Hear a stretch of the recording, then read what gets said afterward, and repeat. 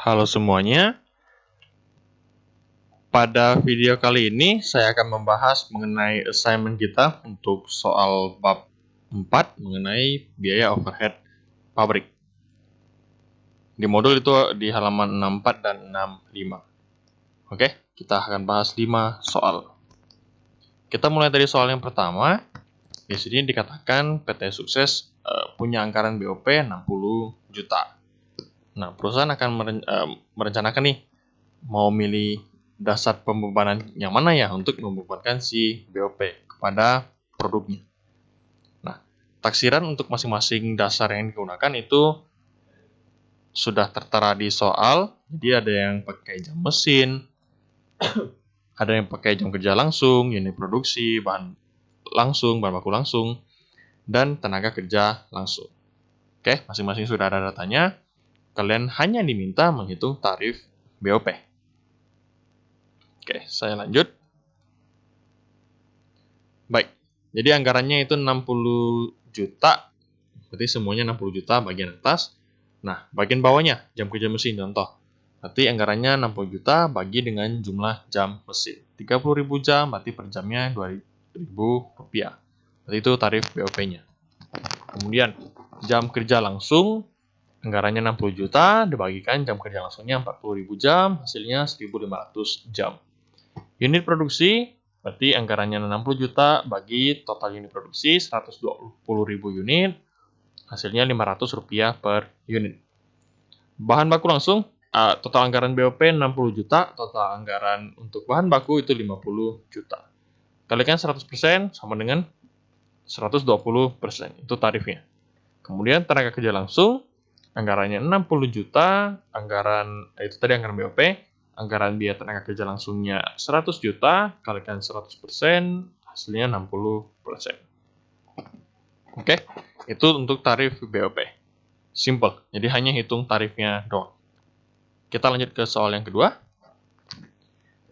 Di sini ada PT Pantang Menyerah menetapkan anggaran BOP sebesar 96.850. Oke. Menentukan tarif BOP berdasarkan jam kerja langsung. Ini sudah ada metodenya, jam kerja langsung. Jam kerja langsung 26.000 jam. Dengan aktivitas aktualnya 22.000 jam kerja langsung. Jadi dianggarkannya 26.000 jam dan yang sebenarnya atau yang sudah dikerjakan, sudah dilakukan itu 22.000 jam. Oke, diminta dua hal, hitung tarif BOP, kemudian hitung BOP yang dibebankan. Kita hitung tarifnya pakai jam kerja langsung, berarti anggaran BOP 96.850 dibagikan total anggaran jam kerja langsungnya 26.000 jam. Oke, kita coba soal sama kan. Oke, berarti ini anggaran BOP-nya dibagi dengan 26.000 anggaran jam kerja langsung. 26.000 jam, berarti 1 jamnya Rp3.725 per jam. Kemudian hitung BOP yang dibebankan, berarti tarifnya 3.725 kalikan aktivitas aktual, yaitu 22.000 jam. Dapatlah BOP yang dibebankan 81.950.000. Lanjut soal yang ketiga. PT Kamu Baik menetapkan anggaran BOP sebesar 35 juta. Itu anggaran BOP-nya. Perusahaan dalam menentukan tarif BOP ditentukan di muka berdasarkan jam kerja langsung. Dia pakai jam kerja langsung sebanyak 7.000 jam. Nah, aktivitas aktualnya itu 6.500 jam kerja langsung. Jadi, dianggarkannya 7.000 jam, yang sebenarnya atau aktivitas sebenarnya hanya 6.500 jam. BOP sesungguhnya dikeluarkan sebagai berikut. Jadi yang di atas itu untuk BOP dibebankan. Kemudian di sini BOP yang sesungguhnya dikeluarkan. Perlengkapan pabrik, tenaga kerja tidak langsung, penyusutan, dan BOP lain-lain. Oke, lanjut. Nah, kalian diminta hitunglah tarif BOP yang ditentukan di muka. Hitung tarif BOP, kemudian bagian B, BOP yang dibebankan. Bagian C, hitung selisih BOP-nya doang. Kemudian bikin adjustment. Oke, kita lanjut. Nah, hitung tarif BOP. Anggarannya 35 juta bagi total anggaran atau estimasi jam kerja langsung. 7.000 jam dapatlah Rp5.000 per jam. BAP yang dibebankan, berarti tarifnya Rp5.000 kalikan aktivitas aktual 6.500 jam. Dapatlah BAP yang dibebankan 32.500. Lanjut menghitung selisih BOP, berarti BOP yang dibebankan ini 32.500. Kemudian BOP sesungguhnya, kalian totalkan ke 4 item ini, yaitu 30 juta. Oke, coba ditotalkan, harusnya sudah sama dengan punya saya. 30 juta. Nah, maka ada selisih BOP sebesar 2.500.000. Dikatakan over applied karena BOP dibebankan itu lebih tinggi dibandingkan yang sesungguhnya. Yang dianggarkan itu lebih tinggi dari realisasinya. Oke, over applied. Nanti jurnalnya juga bakal berbeda.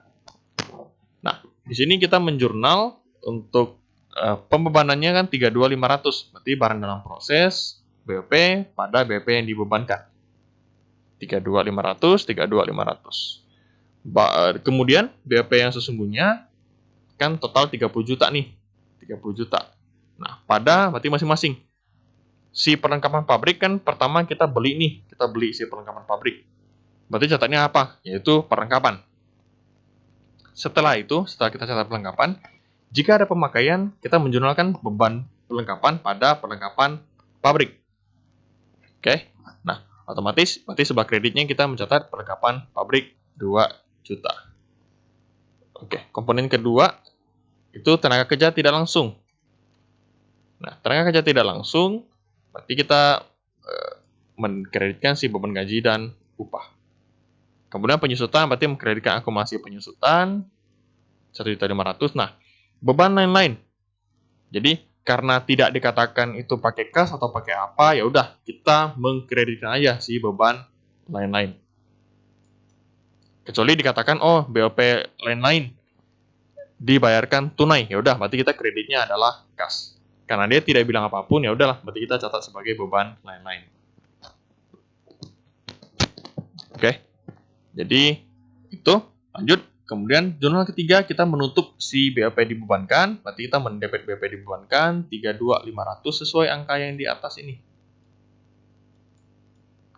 Kemudian pada BOP sesungguhnya.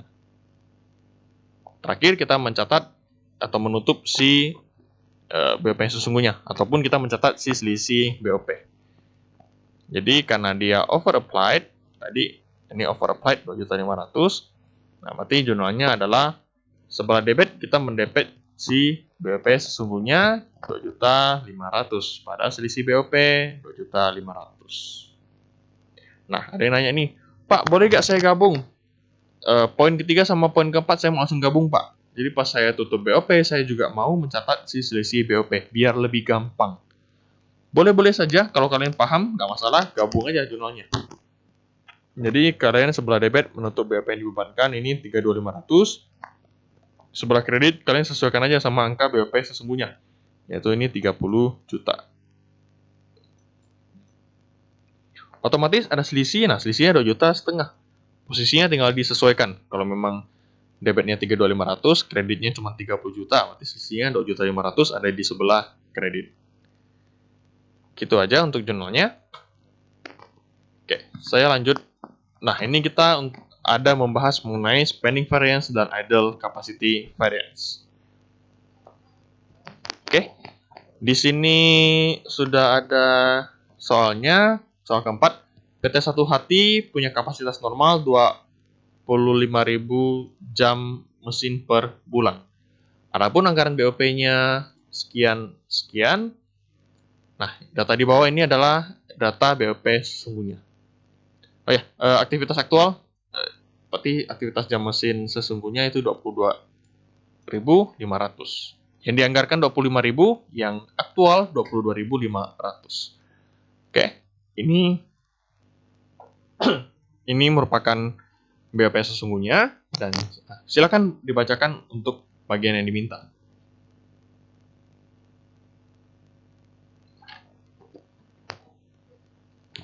Jadi bagian yang diminta, kalian diminta untuk hitung biasa tarifnya dulu, Di sini karena ada variabel sama BOP tetap, berarti hitung tarif BOP total, variabel, dan BOP tetap. Kemudian hitung BOP dibebankan, kemudian kelebihan atau kekurangan pembebanan, berarti selisihnya, spending variance, dan idle capacity variance. Dan bikin jurnalnya. Seperti biasa, pasti ada jurnal. Ini untuk metode yang full costing. Jadi soal 4, soal 5 itu untuk metode full costing. Oke, kita hitung tarif BOP-nya. Berarti ini pakai anggaran BOP variabel, anggaran BOP tetap, bagi kapasitas normalnya, 25.000 jam. Dapatlah masing-masing tarif BOP-nya sekian-sekian. Ini cuma ditotalkan. Jadi ada yang BOP variabel, BOP tetap, kemudian kalian garis, ini BOP totalnya. Ditotalkan. Oke, berarti secara total anggaran BOP-nya 22.500.000, kapasitas normalnya 25.000 jam, dan total tarifnya adalah Rp900 per jam. Itu untuk tarif BOP. Lanjut. BOP dibebankan. Tarif BOP total tadi Rp900 kalikan aktivitas aktual, yaitu 22.500 jam. Dapatlah BOP yang dibebankan 20.250.000. Nah, berarti BOP dibebankan selesai. Kita hitung selisih BOP-nya. Jadi yang dibebankan itu 20.250.000, yang sesungguhnya nanti kalian coba totalkan itu 20.750.000. Kalian selisihkan, nah maka di sini selisihnya 500.000 dikatakan underapplied karena yang dibebankan lebih kecil dari sesungguhnya, atau yang kita anggarkan itu lebih kecil dari yang direalisasi. Jadi yang direalisasi lebih gede nih dari yang dianggarkan gitu. Ada apa? Realisasi yang melebihi anggaran, seperti itulah. Maka dikatakan rugi atau underapplied. Oke, kita menghitung si spending variance dulu. Saya pakai metode pertama, kalian terserah mau pakai metode pertama, kedua, atau pertama atau kedua. Yang penting selisih anggarannya sama. Oke, pertama, BOP sesungguhnya. Berarti BOP sesungguhnya kan 20.750.000. Kemudian BOP yang dianggarkan pada kapasitas yang dicapai. Oke, kita lihat BOP tetap. BOP tetap pas dianggarkan itu ini 93.75.